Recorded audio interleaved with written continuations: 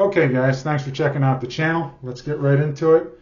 First up is Minnesota Twins starter Bailey Ober, who has a 2.68 ERA and a 1.02 WHIP this season, just over 40 innings pitched.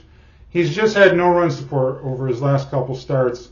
He got shut out against Toronto, loses 4-1 prior to that against the Giants, where he just gave up 4 runs in a really bad first inning, but then held him scoreless through the next 4.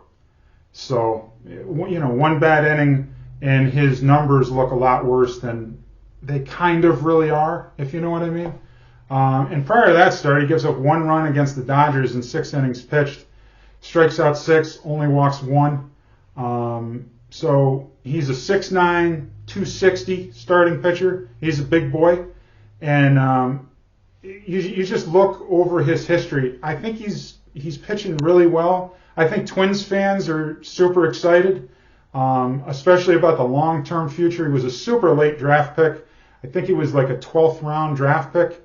But, he's pitching really well, and I definitely think he's worth a look, even long-term. He is available in 66% of ESPN leagues. I'm going to have to check out the Yahoo leagues as well, because they can vary quite a bit. So I will start doing that in the foreseeable future, comparing both the ESPN leagues and the Yahoo leagues. Next up is Marlins rookie Yuri Perez.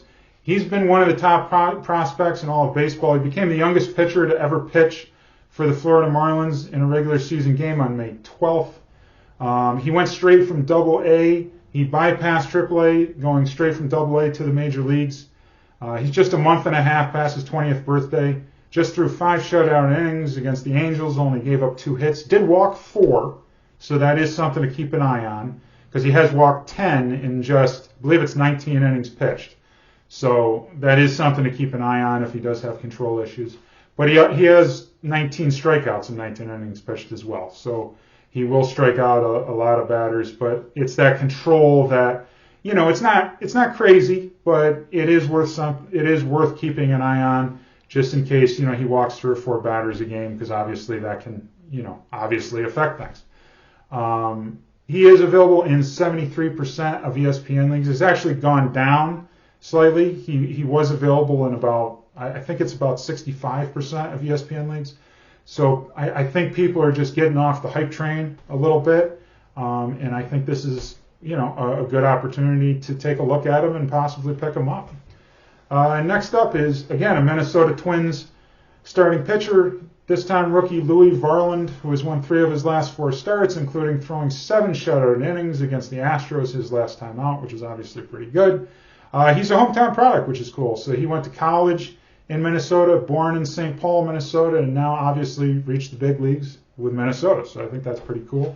He has 39 strikeouts and 41 innings pitched, with just 8 walks in 7 games this season. So, fairly small sample size, but he is still technically a rookie, even though he pitched 5 games last season as well. And if you look at the numbers, they're very consistent, almost identical. And so that's obviously a good thing. His K-to-walk ratio has actually improved this season. His ERA has slightly improved this season. And so it's nice to see that consistency, especially with a young pitcher like that. So he is available in 91% of ESPN leagues, so he should be on your waiver wire. So check him out. So that wraps it up for me. Thanks as always for watching, and we'll see you again soon.